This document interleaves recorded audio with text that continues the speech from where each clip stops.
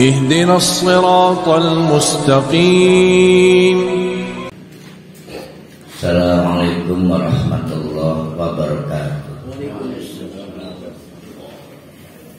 Raditu billahi rabba wa bil islami dina wa bi Muhammadin nabiyya wa rasula. Rabbi zidni ilma warzuqni fahma. Rabbi shrah li sadri wa yassir li amri wahlul 'uqdatam min lisani yafqahu qawli. Kita lanjutkan kajian kita surah An-Nahl. Kemarin kita sampai pada lika-liku atau dinamika bagaimana kita mempertahankan hubungan dengan Allah. Allah itu sudah memberikan modal dasar untuk kita berhubungan, yaitu dulu di baiat pada waktu kita masih fase ruh. Itu modal dasar. Nah, modal dasar kedua diberi akal. Nah, dengan akal itu kita diberi pilihan mau meneruskan berhubungan dengan Allah atau tidak. Nah, ada yang meneruskan, ada yang tidak. Nah, dari peta itu nanti ada 3 kelompok terpetakan. Ada orang yang ngotot tetap meneruskan hubungan dengan Allah apapun resikonya, diobong, disundut, mati sekalipun, miskin sekalipun. Nah, disebut mukmin. Tapi ada juga yang menolak berhubungan dengan Allah atau menolak meneruskan hubungan dengan Allah karena kebite tertarik dengan dunia, maka disebut kafir. Tapi ada juga yang pura-pura sedang berhubungan dengan Allah, pura-pura sedang berhubungan dengan Allah, maka disebut dengan munafik.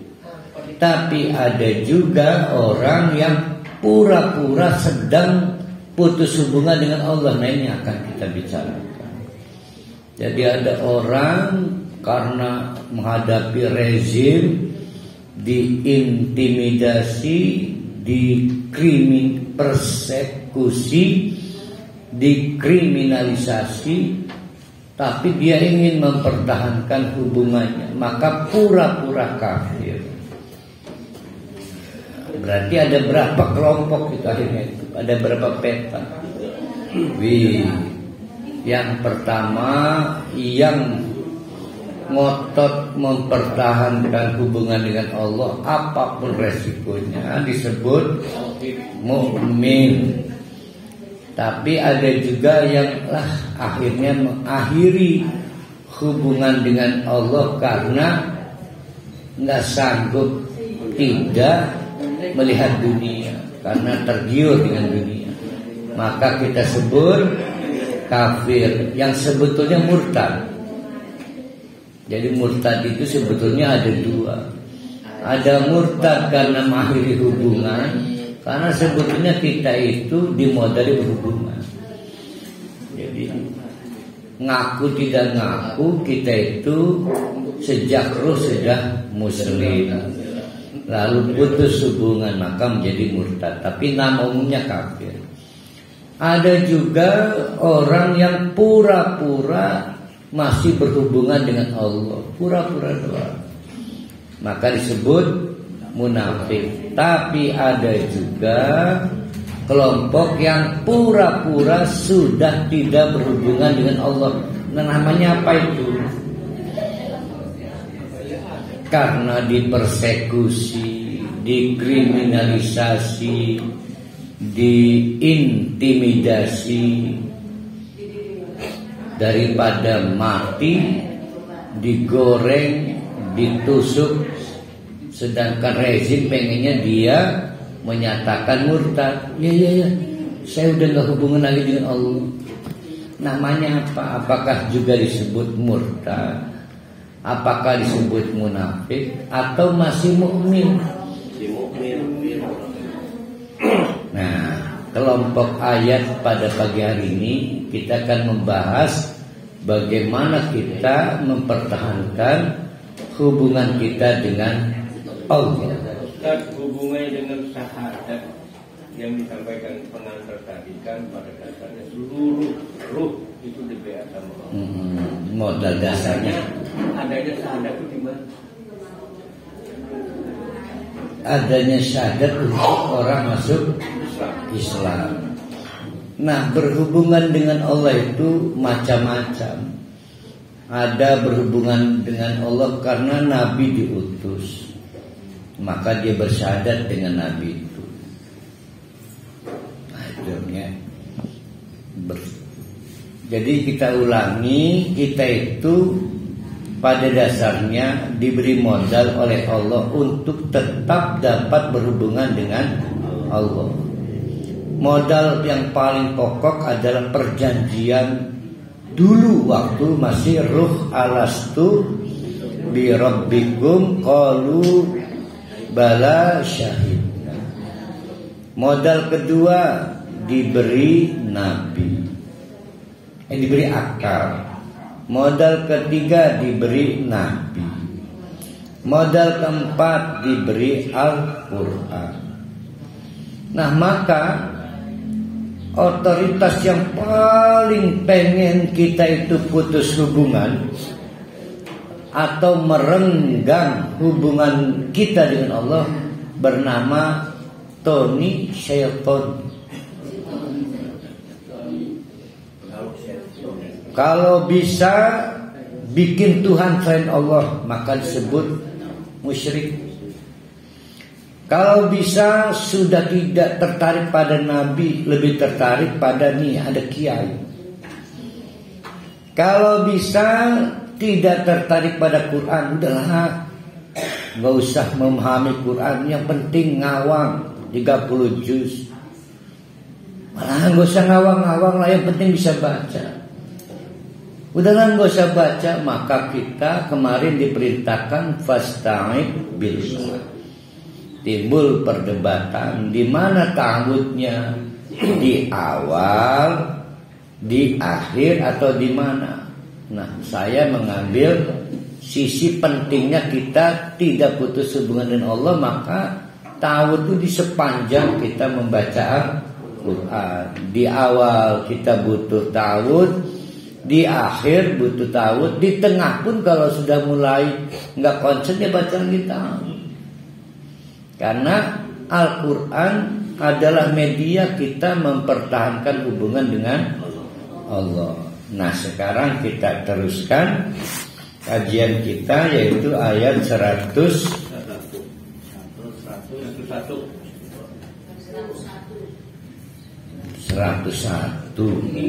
Dari 101. Nah, ini perjuangan setan agar, kan perjuangan setan itu berarti modalnya nggak efektif supaya kita bangkrut. Satu, supaya kita tidak menjadikan Allah satu-satunya Tuhan, maka disebut musyrik. Usaha setan yang kedua bikin bingung supaya kita cuma pura-pura cinta pada Nabi. Kalau kita tabaruk lebih senang ke kiai, maka terjadi bid'ah dan lain sebagainya. Itu perjuangan setan. Perjuangan kedua akalnya nggak pinter. Yang keempat, agar kita tidak efektif berhubungan dengan Al-Quran. Nah, kita baca lanjutan perjuangan setannya. Wa idza baddalna ayatan.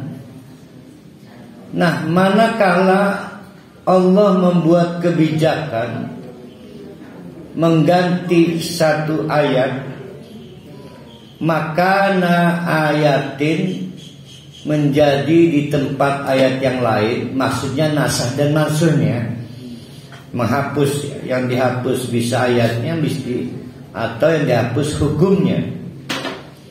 Wallahu a'lamu bima yunazzilu, padahal apapun yang diturunkan semua di bawah pengetahuan Allah.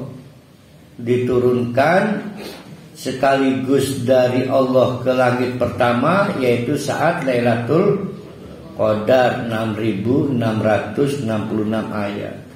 Dari langit pada Nabi kita Nabi Muhammad melalui malaikat Jibril. Nah, semuanya Allah tahu. Ya, dalam pengetahuan Allah. Maka begitu terlihat kok ada kayak tidak konsistennya. Katanya khamr itu boleh, cuma antara madorot dengan manfaat lebih banyak madorotnya. Alhamdulillah, ada Bapak Ustadz Lulu Jamaluddin, adiknya almarhum Abdul Aziz. Kebaharan. Ya, itu yang dipakai peci kacamata. Oh, ini mah apa Haris ini mah. Itu yang paling belakang. Penjaga Masjid Al-Manar Kebaharan. Bisa berkalian gara-gara Pak Rusdi. Ini dia.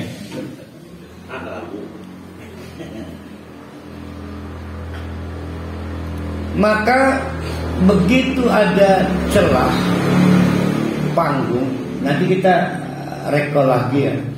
Kalau maka diambil kesempatan itu oleh setan untuk berkampanye bahwa adanya nasah dan mansukh membuktikan Quran bukan dari Allah. Quran itu dari Nabi Muhammad. Sebab kalau dari Allah nggak mungkin ada revisi-revisi. Ya, nasakh dan mansukh itu dianggap revisi sebagaimana undang-undang yang dibuat oleh manusia. Maka digunakan kesempatan itu untuk kampanye agar tidak bangga lagi pada Quran. Qalu, maka mereka berkampanye, innama anta muftar. Muftar. Hai Muhammad, kamu tuh memang tukang bikin. Salah satu produk yang kamu buat adalah Al-Quran yang serba direvisi. Jadi penetapan hukum itu memang pernah ada metode nasakh dan mansukh. Contoh iddah mentalak. Awalnya iddah mentalak itu setahun, lalu dirubah menjadi 3 kali masa sucian. Sebab kalau setahun paruh hari kuat nonggolan, maka 3 kali masa sucian. Begitu juga khamr yang sudah merupakan kebudayaan yang paling tua di Mekah dan di umumnya masyarakat. Maka dikatakan pada awalnya kurangi dong khamr itu, karena kendati pun boleh madorotnya nyata. Nah, diperbaiki lagi. Jelek perbuatan dosa namanya khamr itu, tapi memang ada manfaatnya. Maka dibuat klausul lamun tas mabok, maka dibuat jeda, jangan buru-buru sholat, takut disorientasi, apa yang dibaca gak paham karena masih dalam pengaruh khamr. Sementara orang-orang kita sekarang gak minum khamr sholat tetap aja nggak paham yang dibaca apa. Padahal nggak mabok, padahal. Itu masuk mabok bukan? Mabok juga, namanya mabok ilmu. Baru lahirnya betul-betul diharamkan. Nah, perubahan-perubahan ini dianggap nggak Allah banget. Sebab Allah itu nggak main revisi. Ini pasti bikin Muhammad. Padahal kampanye ini digunakan oleh setan memang untuk membuat renggang hubungan kita dengan Allah. Salah satunya hubungan kita dengan Al-Quran, ya. Itu untuk mendudukan kenapa kita wajib membaca ta'awudz, karena kita tidak pengen putus hubungan dengan Al-Quran khususnya dan umumnya dengan Allah. Maka dikampanyekanlah adanya nasakh dan mansukh membuktikan Al-Quran adalah bikinan Nabi Muhammad. Bal, akan tetapi yang benar adalah aksaruhum, lebih banyak orang la ya'lamun, tidak mengkaji dengan mendalam. Yang benar adalah aksaruhum, lebih banyak orang. Berarti kalau pakai perbandingan, ada 10 orang, paling cuma 2 yang mengkaji secara mendalam Al-Quran itu, yang lain tidak. Berarti 8. Maka jangan baper, Ustaz. Lah ngaji wiridan, ribuan ngaji, bukan wiridan ya. Ya zikir kan aparan kan? Tarikot kan? Disebutkan istighosah itu ribuan ya. Setan nggak tertarik ngerusak acara itu, nggak tertarik.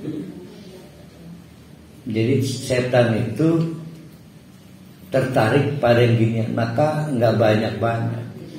Nah, sekali lagi bapak-bapak, ibu-ibu, catatan pentingnya, setan itu nggak pinter-pinter banget. Makhluk lemah. Dia hanya tekun sehingga sedikit momentum diambil, bermain di air keruh. Itu setan. Nah, begitu ada regulasi nasa dan maksud, diambil itu. Dia nggak bisa bikin pola gerakan yang membuat orang sesat. Ya, jadi kemampuan dia adalah mengambil kesempatan sekecil apapun. Orang hebat bukan seperti itu. Orang hebat itu bikin pertarungan dari semenjak persiapan. Kalau menyalip di tikungan, nyuri panggung orang, mengambil di air keruh, itu bukan hebat namanya. Itu menunjukkan lemah, cuma menang tekun. Ya, menang tekun. Nah, setan tuh kasihan. Ya, sebetulnya syarat-syarat untuk menangnya itu kurang, karena tidak diberi akal. Ya, kasihan sebetulnya. Cuma yang menang tekun itu. Tapi banyak pengikutnya. Nggak ada pengikut setan. Setan ikut kita kali ini. Banyak orang ikut setan. Saya mudah nih berubah statistiknya, lebih banyak setan jadi pengikut kita. Cuma BPS lama itu jalur 2. Hilang mana? Wong para kali mengajak ngobrol baik enggak ya. Kul, hai Muhammad, respon kampanye mereka. Ini nggak bisa dibiarkan. Kalau ada upaya-upaya yang membuat orang gagal berhubungan dengan Allah melalui Al-Quran. Jadi pintu masuknya adalah orang sudah menganggap lah kemanfaatnya mah Quran. Ya, satu. Atau setan ini kan takut kalau kita paham Quran. Selah yang penting bisa maju. Atau kata setan, istilah sing penting kawang, endah sira bisa ngegawang tuan ira nih surga. Tapi sebetulnya yang paling setan itu takut kita menjadikan Al-Quran itu bridging, jembatan berhubungan dengan Allah, yaitu bukan melalui pahala baca, bukan, memahami hudan sebagai petunjuk. Nah sebetulnya itu setan itu paling takut kajian-kajian begini. Nah qadarullah kita ini tidak mampu lihat setan.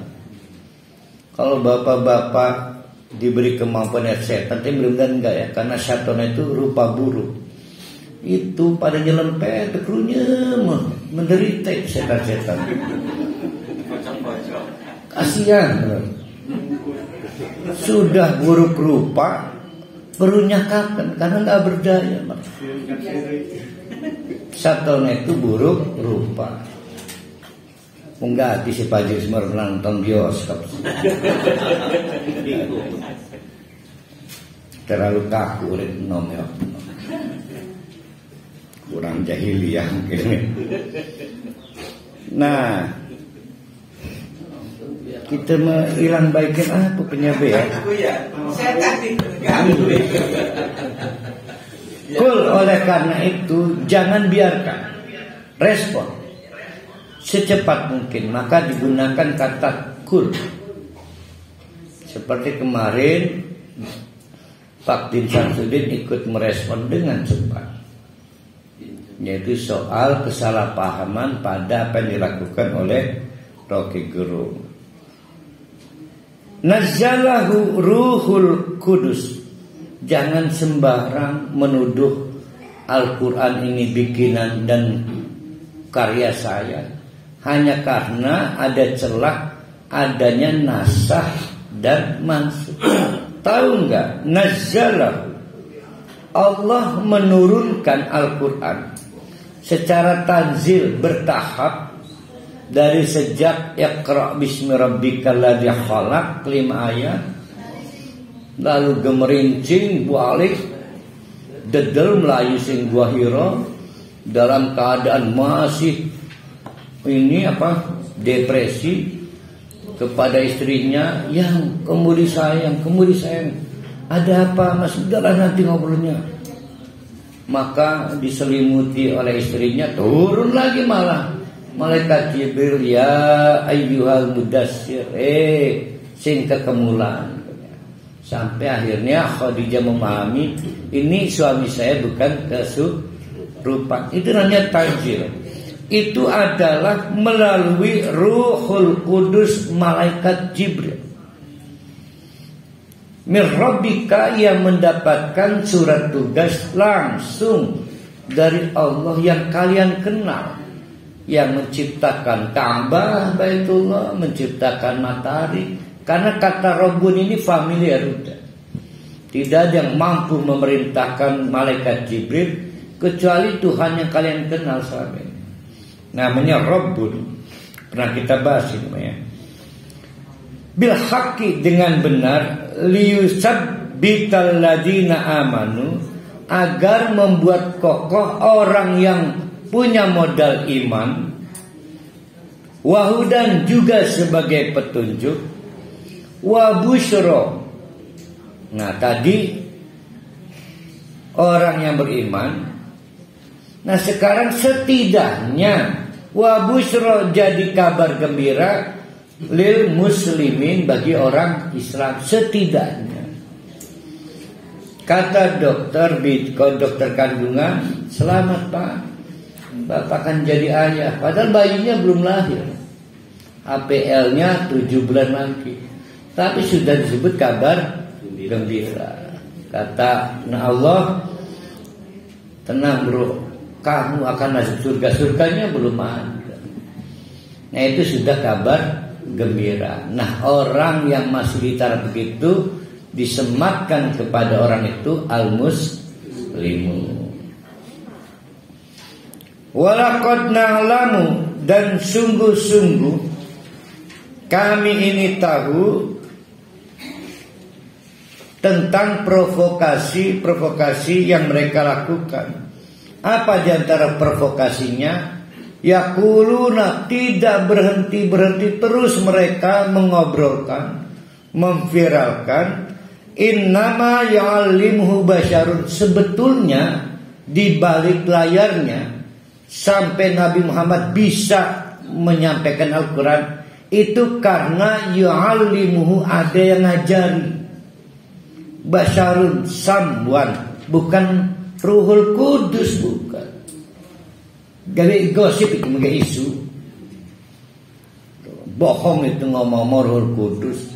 Jadi rupanya dalam beberapa tafsir diungkap, suatu hari Nabi pernah memasuki, setelah sekitar berapa surat lah ya, Iqra bismi rabbika, ya Mudassir, Nun wal Qalami. Ada orang Mekah Quraisy memergoki. Yang benar mana nih? Ada orang Mekah Quraisy memergoki Nabi, apa Nabi kepergok orang Mekah Quraisy tuh? Sama ya. Haji Rustima langsung memasuki rumah seorang dari Yaman, dikenal kayak Pak Profesor Aceng lah, ahli linguistik Unpad, bukan yang calon rektor Untirta, bukan. Itu Aceng Asnawi ya, Hasani. Didukung Fakultas Hukum. Nah, padahal yang sebenarnya Nabi visit ke rumah orang asing itu, pendatang, itu adalah sedang mengajarkan beberapa surat yang fresh, baru turun. Kesulitan yang dihadapi Nabi cari follower itu menyebabkan orang asing simpati. Karena orang asing ini tidak terikat suku, kan dia pendatang ya, tidak terikat suku, maka dia tidak masuk sengketa dan tidak dalam patron. Nah, maka mampirlah Nabi, digoreng itu oleh orang-orang Mekah Quraisy. Ketahuan sekarang, ternyata narsumnya adalah orang asing. Narasumbernya orang asing. Padahal mah nggak nyantol, karena dia pendatang, bukan pengguna bahasa Arab asli. Orang Yaman kalah kali dengan orang Mekahnya, tapi karena saking juridnya, walaupun nggak masuk akal, digoreng baik. Kalau mau begini kali, kalau mau ngegoreng, ternyata ada orang Mekah yang berkhianat dengan kita. Dia ngajarin Nabi Muhammad, baru masuk akal karena pengguna bahasa asli Arab yang fasohat. Jangan main-main, Al-Quran ini bahasa Arab murni. Ya, sepinter-pinternya siapa yang naturalisasi pemain timnas sepak bola Indonesia itu?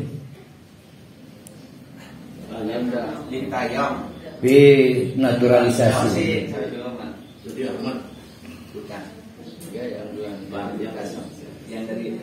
Iyalah, tetap aja kan, walaupun sudah 1 tahun jadi striker, ketika diwawancara tetap tidak sedap bahasa Indonesia. Tetap, karena dia pengguna bahasa Indonesia sebagai orang asing. Jadi penutur bahasa Indonesia orang asing. Ya, itu Pak Ustaz Dulu Jamaluddin itu penggiat bahasa Jawa Serang. Punya kelompok untuk memayungi kegiatan Rosario, namanya apa kan, GPS apa kan? BJS, bahasa Jawa Serang. Anggotanya jauh sampai ke Mekah, Riyadh, Jeddah melalui Facebook, kali TKI kali ini. Pontang. Bener, tegar macam Facebook. Ya hebat lah sampai Jeddah kali mau wong kesabilan. Wong kesabilan, wong puyuh koneng kan.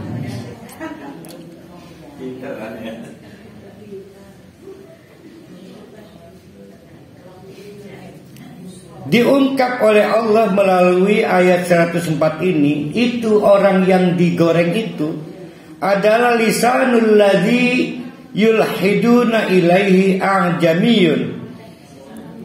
Bahasanya, lisan itu lenjik bahasa ya. Bahasanya adalah orang yang yulhiduna, mengajarkan kepada Nabi itu adalah a'jamiyun. Nah, itu pakai hamzah ya. Oh, Bu, kajian ini kaget baik. Ini yang penting nih.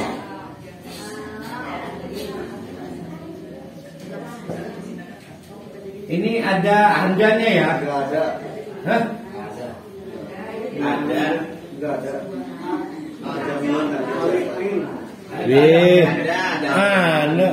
Ada hamzahnya, ada hamzah. Kalau nggak ada nggak bunyi A. Yang bunyi A itu hamzah bukan alif. Serius anselak ya? Itu hamzah bukan di situ serius. Ada cetakan.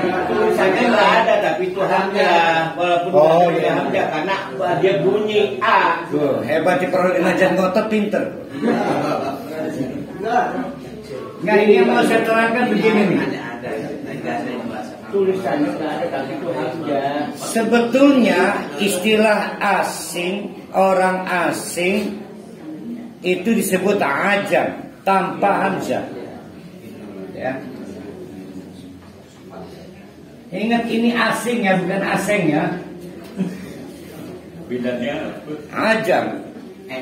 Ini menarik ini. Kalau kita buka tafsir misalnya Asy'arawi ya, dia jeli nih penafsir ini. Pembaca kita sedang ini dalam tafsirnya. Pembaca kita tidak sedang membaca ajamiyun, tapi ajamiyun. Nah, ajamiyun. Nah, ternyata oleh Asy'arawi ajamiyun itu berbeda dengan penjelasan saya tadi. Saya mengungkapkan cerita ada orang Yaman stay di Mekah, berarti dia datang. Seiring waktu dapat berbahasa lokal Arab. Tetap saja wong asing pengguna bahasa Arab. Ternyata kata tafsir ajam itu orang asing. Tapi kalau ajamiyun itu bukan orang asing, tapi pribumi yang tidak fasohat. Tuh, menarik tuh. Samalah dengan begini. Walaupun kita ini berbahasa Jawa Banten, tapi kan gak berani ngajar bahasa Jawa Banten kan? Ya kan kita bukan pengguna yang fasohat. Tidak semua orang Inggris yang bisa berbahasa Inggris itu berani ngajar bahasa Inggris. Itu loh, paham kan nih? Nah, orang-orang pribumi yang tidak fasohat dengan bahasa ibunya itu kaya wong asing, maka disebut ajamiyun. Nah, sehingga nih Asy'arawi membantah teori Nabi kepergok sedang visit ke rumah orang asing di kota Mekah, tapi orang pribumi cuma tidak fasohat. Nah ini penting di mana? Nanti kita lihat ya. Wahada sedangkan ikike Quran ini itu adalah lisanun arabiyyun mubin, bahasa Arab fasoha sing ora bae. Nah, di sini nih penggorengan yang irasional orang Mekah. Kalau pakai teori yang saya tulis di papan tulis, memang betul dia itu orang kaya ilmu, tapi walaupun dia bukan orang asing, tapi dikenal bahasa Arabnya tidak fasoha. Ya, sangat tidak mungkin. Sedangkan Al-Quran itu, waduh, bahasa Arab paling fasoha. Itu kalau pakai teori di papan tulis. Tapi kalau pakai teori yang pertama, sing ururubain udut tiwa sekudung nyaman, bahasa Arabnya masih beletak-beletak. Jadi sebetulnya penting gak penting, tapi menarik ya. Kenapa menarik? Karena ada penggunaan hamzah, maka membedakan antara ajam itu asing. Ya, ajam itu asing. Kalau ajam kaya wong asing. Berarti pribumi. Ada orang Serang yang gak bisa berbahasa Jawa Serang. Usah bergabrek. Hanya orang Pontang yang cerot lahir bisa bahasa Jawa Serang. Hanya orang Pontang. Begitu cerot nangis bego bahasa Jawa Serang. Orang ngandel Pak Jirus Dime. Jadi mikir Ustaz. BGS ini bahasa yang tersulit di dunia Ustaz. Bagus gitu. Nangis itu bahasa Pontang. Jadi BGS itu bahasa tersulit di dunia. Saya buktikan Ustaz. Coba ungkapkan beberapa kata. Saya pendamping saya hampir 30 tahun. Belum bisa saya bahasa Serang. Mendampingi Pendamping saya 30 tahun Ustaz. istri maksudnya. Iya. Artinya Pak Jirusdi menganggap istrinya penutur bahasa ya Serang kan? Iya Ustaz. Dia penutur, tapi ketika ngomong dengan Jirusdi kan nggak pakai bahasa lokal. Indonesia pakai sehari-harinya. Maksud saya begini Ustaz. Ini maksud saya. Saya yang belajar bahasa Inggris setahun, I can speak English. Oh iya, pintar benar. Iya. Iya benar. Belajar bahasa Arab setahun, anak takal Arabia.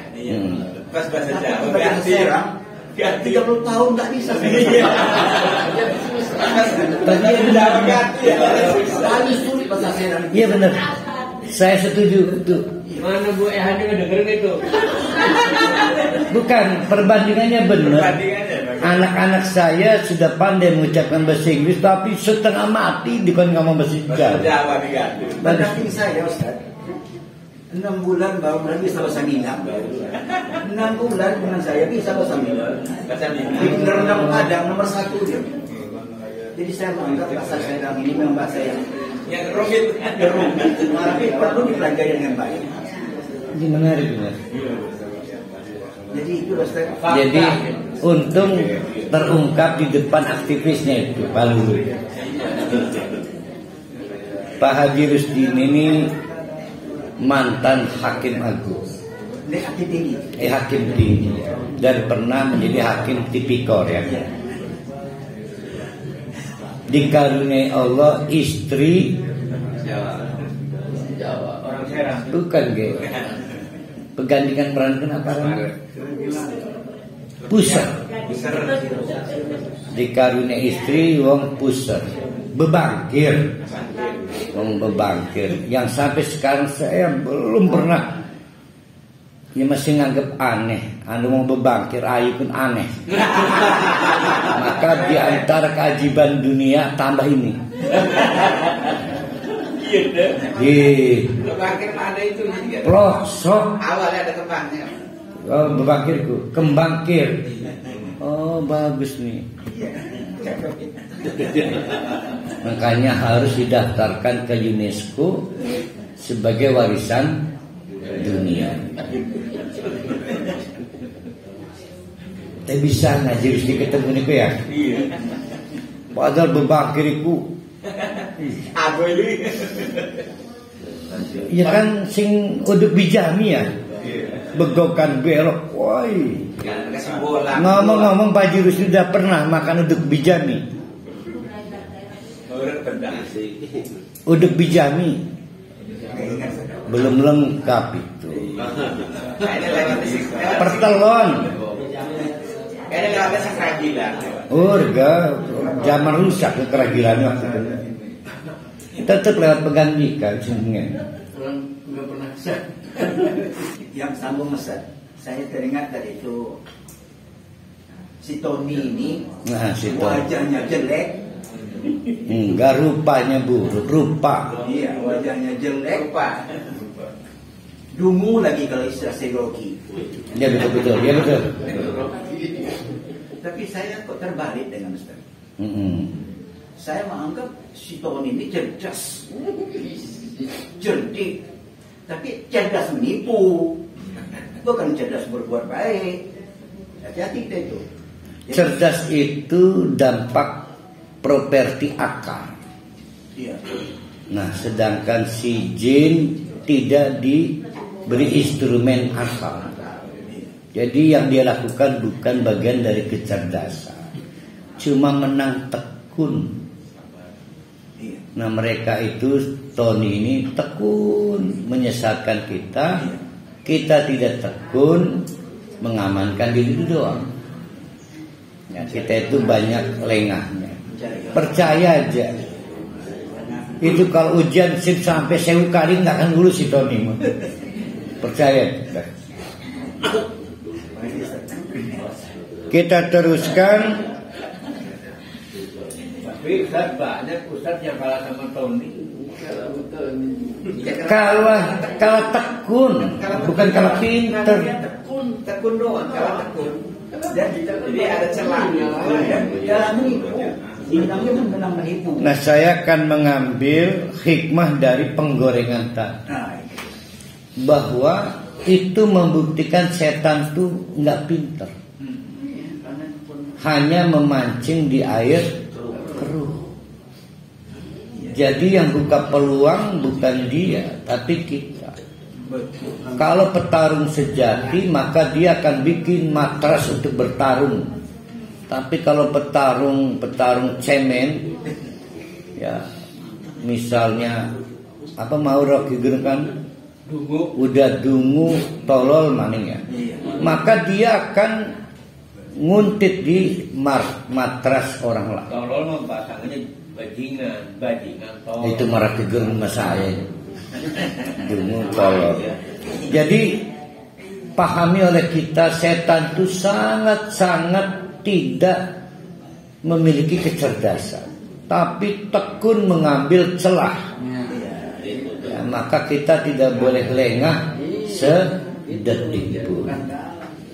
Yang kedua, ketika Allah memerintahkan kul, gancang ngomong, itu artinya tidak boleh menunda pada saat merespon gerakan setan. Tidak boleh menunda. Keseman mesti diurusannya, ganti setan. Sekali lagi dia menang tekun. Nah itu, jadi peristiwa yang dialami Nabi digoreng ini hanya untuk menceritakan betapa tekunnya setan. Nah sekarang kita masuk peristiwa masih lanjutannya.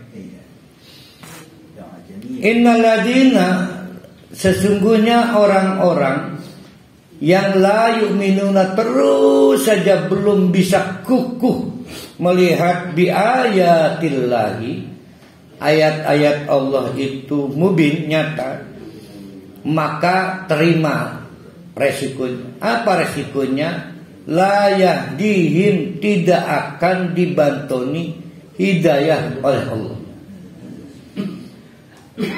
Walahum adzabun alim, dan itulah azab yang pedih. Jadi azab pedihnya itu tidak ditolong Allah ketika disorientasi.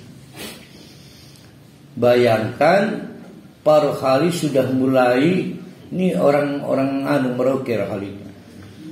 mulai disorientasi.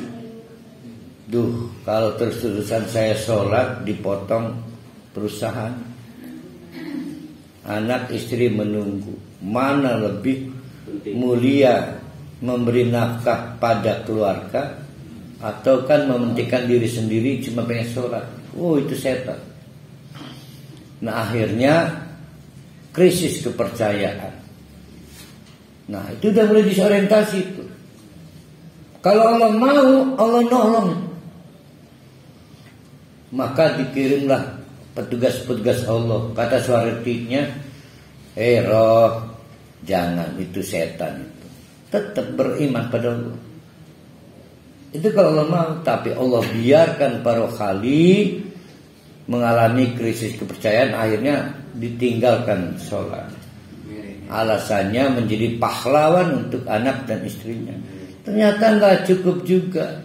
Kata setan, sedikit-dikit korupsi mah boleh. Yang penting bukan untuk entertain, untuk anak istri.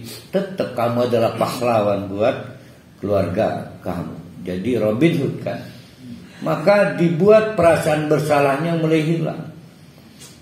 Ya. Nah itu kalau Allah mau, Allah kirim petugas Allah, suara hatinya berbunyi roh kadon. Tapi Allah biarkan la yahdihim, tidak diberi petunjuk. Jadi hidayah itu banyak rupanya dan selalu kita berkebutuhan tetap pada hidayah. Kalau Allah mau kita diberi hidayah, kalau Allah enggak dapat. Maka Allah tidak pernah menyesatkan manusia, tapi kitalah yang tersesat. Jadi itulah hidayah itu. Nah sekarang kata kuncinya, berarti hidayah itu turun kalau ada modal. Modalnya adalah tetap percaya pada Allah. Kan Allahnya asalnya ngomong begini, perhali, selama kamu itu tidak menyimpang, insya Allah anak dan istri kamu pada akhirnya akan bisa diberi nafkah. Tapi kan akhirnya tidak percaya diri kan, krisis lah Allah ke ngomong dong, ijil anak rabi kita mutaknya banget siapa sini anak ini macam-macam lah. Nah itu namanya layu minum, krisis kepercayaan. Nah azab yang pedihnya adalah tidak ditolong Allah pada saat kita butuh pertolongan. Lagi kesasar, takon nih wong nongkrong kang mau ke Purwokerto. Itu kan ada persimpangan yang bikin bingung tuh. Ada getuk goreng tuh. Bisa ke Jogja, bisa ke yang muncul ke arah Salatiga, bisa ke Tegal, bisa ke Brebes. Dasar wongnya malah orang ditolong, itu kesasar balik maning Brebes. Padahal tujuan ke Jogja. Oh jahat betul. Maka kebutuhan kita ketika kita tersesat adalah hadiah terbaik berupa informasi yang tepat. Nah hadiah terbaik itu untuk meneruskan perjalanan maka disebut hadiah tuh, dan itulah artinya hudan, petunjuk. Hadiah terbaik. Hadiah itu ada kaitan dengan prestasi enggak? Enggak ada. Nah, hadiah. Ya, jadi jangan coba-coba punya pemikiran, ya Allah kurangi apa kita kira, nggak dapat hadiah itu. Ya dijawab oleh Allah kurang layak. Ya Pak Wawan. Ustaz, ada keterangan atau suatu hadis kalau nggak salah bahwa setan itu bisa masuk ke diri manusia melalui aliran darah gitu ya. Apakah berarti ini manusia selalu berpotensi untuk tergoda setan dengan kemaksiatan? Tafsirannya bagaimana nih Pak? Ya maksudnya si Tony dari kalangan jin. Jadi Tony dari kalangan jin itu selama kita masih punya darah, maka Tony masih bisa masuk ke tubuh kita. Kapan kita nggak punya darah? Pada saat mati. Ini selama punya darah, maka cecak itu nggak pernah kesurupan. Ada gede cicak ya? Ada? Pernah saya ngeliat merahnya. Semut ada darahnya enggak? Nah, maka enggak ada semut kesurupan. Selama kita punya keimanan, Pak Wawan, jangan pernah berpikir bisa dimasuki jin siton itu. Tapi Ustaz, kalau kita kesurupan jangan juga berlebihan. Kita bisa kesurupan, tapi insya Allah dampaknya tidak akan merusak keimanan kita. Kesurupan hal yang biasa, seperti jatuh cinta pada perempuan, padahal udah punya istri, itu kesurupan juga. Biasa. Innama yaftari al-kadiba, hanya saja dibatasi orang yang menggoreng tadi. Apa menggoreng itu? Framing ya. Baru ingat memframing. Memframing itu berarti kan informasinya dusta kan? Dengan informasi hoax. Nabi diinformasikan sebetulnya dia itu punya narsum, sehingga dia bisa seolah-olah ada wahyu dari Quran, padahal gak ada malaikat Jibril. Nah itu disebut innama yaftaril kadiba, memframing dengan dusta. Itu pasti alladzina la yu'minuna bi ayatillahi, hanya berakibat korbannya kepada orang-orang yang krisis kepercayaan kepada Allah. Wa ulaika humul kadibun. Maka kalau terus-menerusan tidak percaya, maka dihukumi al-kadzibun. Ya kan semua buzzer kan harus punya kualifikasi kemampuan berdusta. Framing itu. Dan ada tes dusta itu. Kalau nggak lulus sulit betul. Dan sekarang kita masuk paragraf baru, tapi masih punya kaitan. Seberapa mampu bapak-bapak, ibu-ibu mempertahankan relasi dengan Allah. Setidak-tidaknya ada 4 peta, terutama bagi yang terlambat datang. Yang pertama, ada orang yang sungguh-sungguh sekuat tenaga mempertahankan hubungannya dengan Allah, maka disebut sebagai orang mukmin. Kendati pun harus menjadi miskin, kehilangan pekerjaan, ditembak, dikriminalisasi. Bahkan nanti kita ceritakan ada orang bernama Ammar bin Yasir. Tapi sebelumnya ibunya bernama Sumayyah itu ditubles. Jadi kalau sekarang ada batu bles itu mah barang dulu dah ada. Beda ya. Berarti dulu pernah nambal bantu bles padahal ditubles. Itu kelompok pertama. Nah, kita ada di mana wallahu alam. Kelompok kedua adalah orang-orang yang tidak tertarik meneruskan hubungan dengan Allah. Karena tergoda dunia, jabatan, kelompok, mayoriti, maka disebut sebetulnya murtad namanya, tapi kita sebut kafir. Kenapa murtad? Karena sebetulnya kita punya hubungan khusus dengan Allah sejak di alam ruh. Alastu birabbikum qalu bala syahidna. Jadi akhirnya kontak. Yang ketiga adalah orang-orang yang pura-pura masih punya hubungan dengan Allah, maka disebut munafik. Pura-pura masih punya hubungan dengan Allah. Yang keempat adalah orang-orang yang pura-pura sudah tidak berhubungan dengan Allah. Arani apa dorong ketemu sama sikiko sing kepapat. Kalau ketiga pura-pura masih punya hubungan dengan Allah disebut munafik. Kalau pura-pura sudah tidak berhubungan dengan Allah, Karena saking sudah tidak kuatnya disiksa, dianiaya. Nah, maka ayat yang akan kita kaji selanjutnya ini menceritakan latar belakang apa yang pernah dialami oleh anak, ya.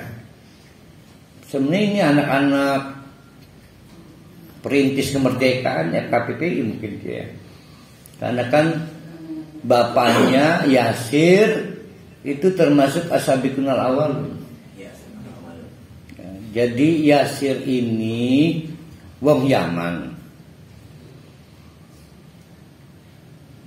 punya dulur kandung 3. 1 los hilang. Maka 3 bersaudara ini bersepakat gelap yuk dulur kita yuk.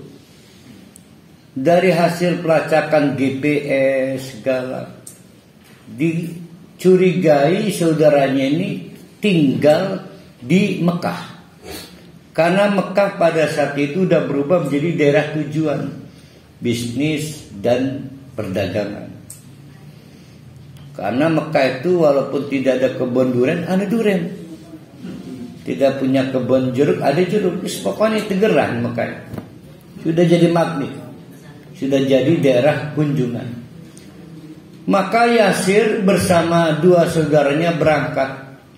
Alhamdulillah ketemulah si saudara yang dicari. Ternyata betul dia sudah jadi mukim.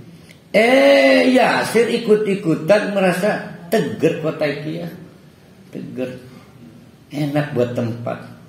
Tapi kata 2 saudara yang lain, seteger-teger Mekah lebih tegar daerah kita dekat. Balik maning Yaman turunnya. Nah, maka Yasir meneruskan hidup di Mekah sebagai pendatang. Kata saudaranya sudah lebih dulu, kalau kamu pengen dapat visa tetap di sini. KTP sebagai bukan pendatang, maka kamu harus memilih gabung dengan suku-suku. Maka ada peluang nih, kamu bisa mendapatkan perlindungan dari suku Mudaifah. Maka dia masuk menjadi klan Mudaifah. Nah, diberi hadiah wong wadon, seorang budak, untuk dijadikan istri, namanya Sumayyah. Nah, lama berkembang. Nabi Muhammad itu adik usianya Yasir. Jadi Yasir duluan hidup, lebih tua Yasir. Nah, ketika Muhammad ditetapkan jadi nabi, Yasir termasuk yang pertama-tama menerima dakwah Nabi Muhammad bersama Abu Bakar. Abu Bakar ini gelarnya Abu Sayyid, ya. Jadi Abu Sayyid itu tokoh tetua yang dihormati oleh seluruh klan dan suku di Mekah. Nah, kenapa Abu Bakar nggak pernah dikriminalisasi, tidak pernah diintimidasi? Siapa sih wali Abu Bakar? Dia tokoh utama di Mekah. Tapi beda dengan si Yasir, dia bukan penduduk asli. Walaupun dilindungi oleh suku Mudaifah, tetap saja bukan penduduk asli. Maka dipersekusi, dikriminalisasi. Anaknya sudah mulai berangkat remaja, namanya Ammar. Kemarin ketangkep lagi karena menggunakan narkoba itu. Ammar, ya Merjoni, turun Arab. Wis kenal Parhalim, susah Parhalim, ya. Nah, metode penyiksaannya adalah dengan cara ditaruh di lapangan, orang bebas menyiksa untuk memberi pesan jangan coba-coba terpengaruh pada dakwah Muhammad. Nah, Muhammad juga sering tiap hari lewat situ, ya. Sir, apa daya saya nggak bisa nolong. Sabar ya, yang penting pasti kamu masuk surga. Nah, Yasir akhirnya menghembuskan nafas untuk yang terakhir kalinya. Berarti wafat. Sedang Sumayyah lebih tragis lagi. Abu Jahal pengen lebih memberi pesan yang radikal kepada orang-orang Mekah. Maka ditubles sehingga menembus dari bawah ke atas. Mati.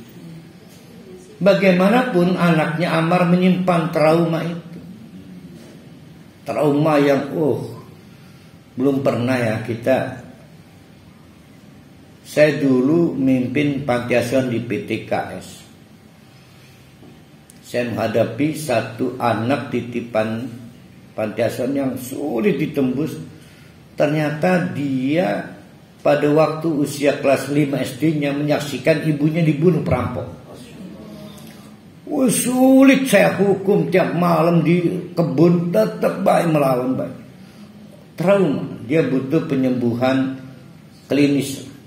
Ya. Nah, Ammar juga menghadapi trauma. Apes. Ammar giliran dianiaya. Karena diketemukan ternyata Ammar tidak mau belajar dari orang tuanya, malah tetap menjadi pengikut Nabi Muhammad. Maka diskusi. Nah, dengan latar belakang trauma itu kata Ammar, Abu Jahal, Abu Lahab sepuranya salah paham kan. Saya memang gak pernah bersalah. Pura-pura kafir. Pura-pura kafir. Nah, primenku, kalau tadi pura-pura mukmin berarti munafik. Kalau pura-pura kafir, ingat dia mempertahankan kehidupan. Maka jangan samakan pertanyaan begini, Ustaz. Saya sangat terpaksa ini nih sampai ngejaga gereja ini. Terpaksa. Saya butuh misalnya maaf keuntungan dunia. Itu nggak sama kasusnya. Kalau si Ammar sangat terpaksa karena memelihara akidahnya. Beda kan kasusnya kan. Nah, jadi jangan disamakan pertanyaannya. Mari kita baca ya. Bagaimana solusinya terhadap kasus orang yang tidak pengen putus hubungan dengan Allah dan kasusnya Ammar. Sementara bukti sebelumnya membuktikan akhirnya berujung kematian. Dialami oleh bapaknya Yasir dan dialami oleh ibunya Sumayyah. Sunayah ke Sumayyah ya? Hah? Sumayyah menyembegok ya? Iya.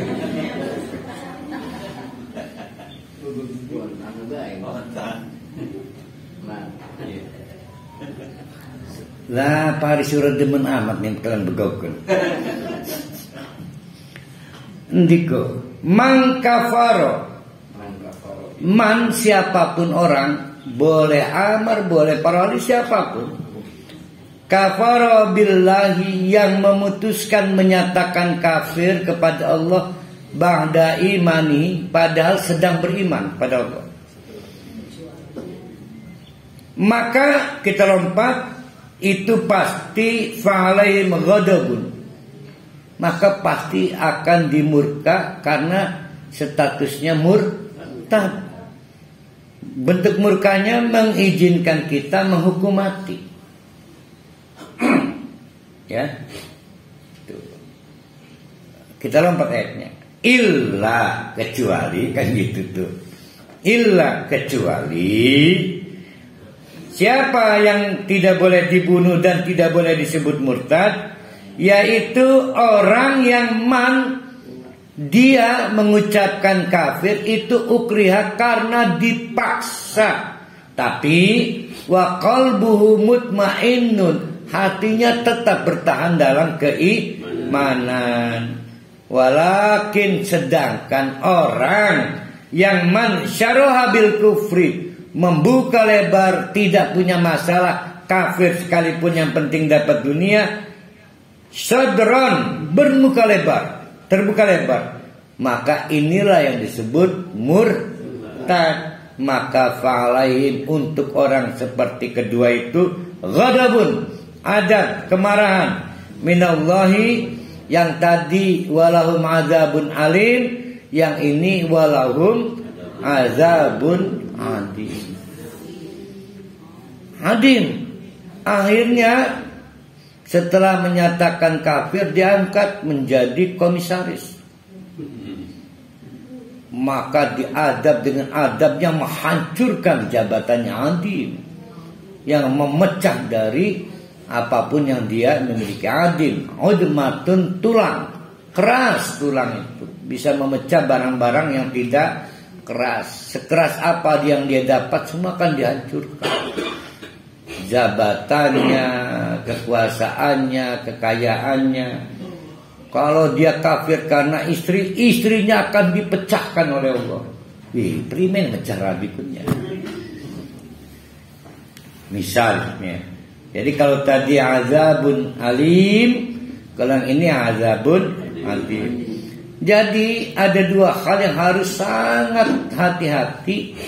Jangan pernah punya pikiran saya niru Yasir, Ammar bin Yasir.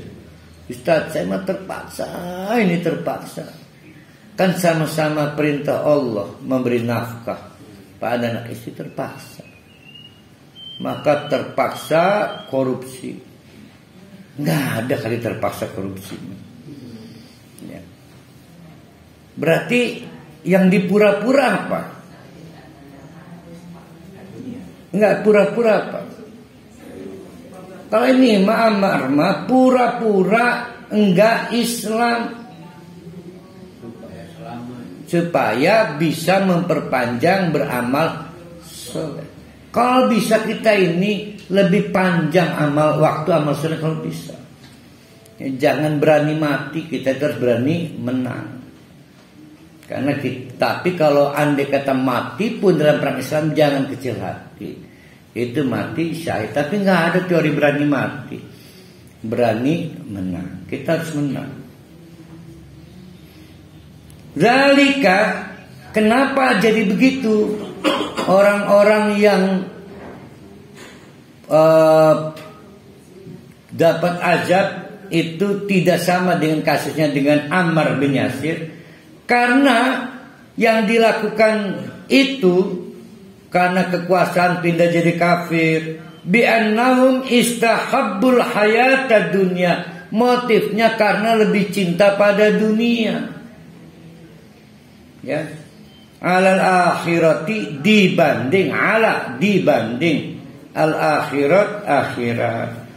Sedangkan ditegaskan lagi oleh Allah wa annallah, sedangkan Allah itu sungguh-sungguh la yahdi, tidak akan memberi hadiah petunjuk al-qaumal kafirun pada orang yang dasarnya menutup-nutupi kepercayaannya kepada Allah.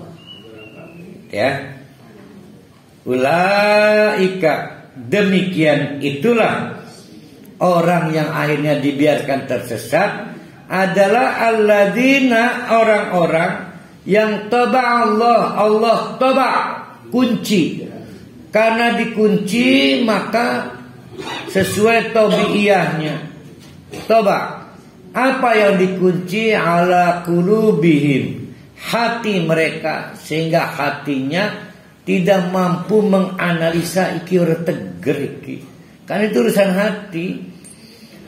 Dan jujur saja bapak-bapak ibu-ibu, kita ini habitnya tidak kerasan berbuat salah.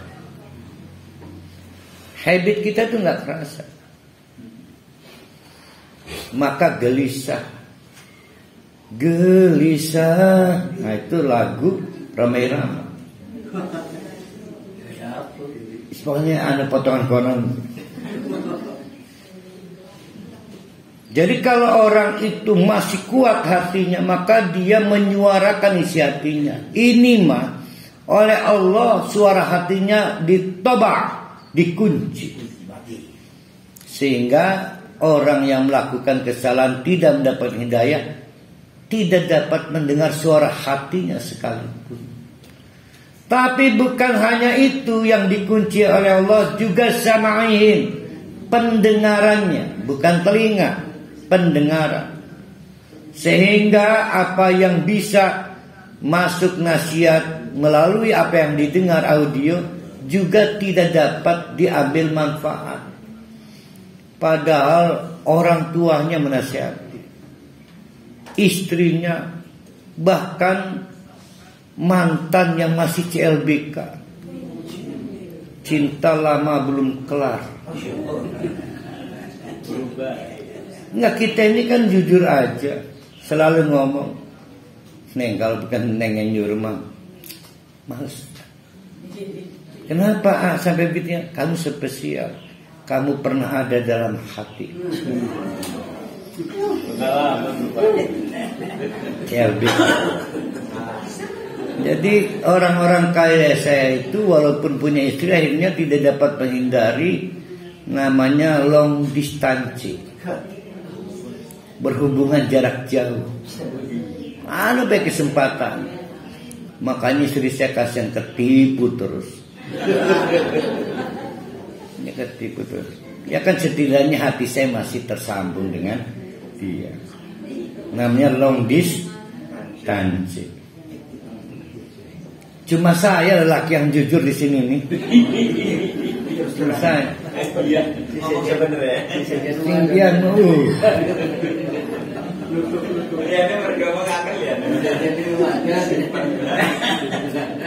wa absarihim, juga pandangan, bukan mata, pandangan, visual.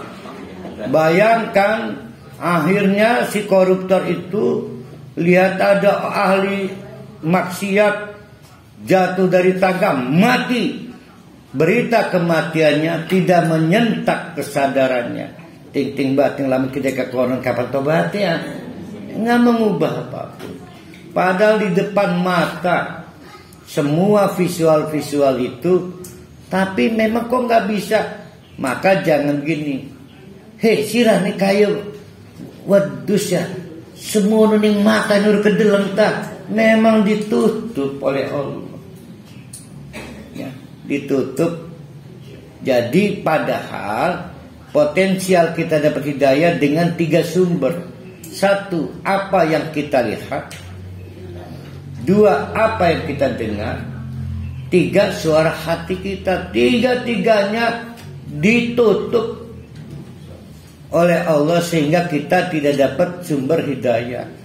Dari yang kita lihat, kita bisa melihat alam raya, daun jatuh, kebun-kebun panen. Itu kan lihat Allah semua.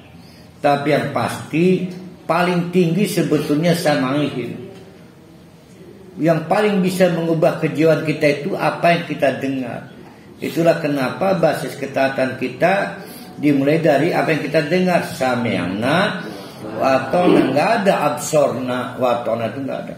Ya, setelah saya lihat menarik surga itu Allah, watona, oleh itu saya taat, nggak ada.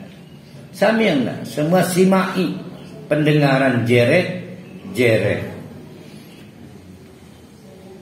Wa ulaika, maka mereka itu orang-orang yang pura-pura iman ya, pura-pura iman. Humul ghafilun, orang yang nekat melalaikan dampak buruk azab Allah. Nekat. Nah, itu beda Ammar dan Yasir. Nah, beda dengan munafik ya. Nah, lalu gimana solusinya kalau bapak-bapak, ibu-ibu akhirnya maafin, akhirnya bid'ah juga, melaksanakan amalan bid'ah karena nggak untung, lah dipaksakan pegatan iki. Tuh, dosa-dosa juga. Maka harus ada 2 solusi. Tahu waktu berakhirnya dosa itu. Maka kata kita kepada suami, Kang, adalah ini mah kita masih numpang di mertua ini, jangan bikin ribut lah. Udah nggak apa-apa, pindah juga. Kita targetkan 2 tahun kita pindah. di rumah baru kita, di lingkungan kebaharan, ya. Di situ binaannya bagus. Sekarang udahlah kita terpaksa Nyerah aja lah ya. tapi harus ada waktunya, ya. Yang kedua, jalan kembali. Maka Ammar bin Yasir menempuh hijrah. Tidak disebutkan, masih diperdebatkan apakah dia peserta hijrah 1 Habsyi atau hijrah 2 Afrika, atau cuma peserta hijrah ketiga yang ke Madinah. Yang jelas ditegaskan oleh Allah, hijrahnya Ammar bin Yasir adalah cara dia bertobat. Karena kebun ditinggal, rumah ditinggal, semua ditinggal.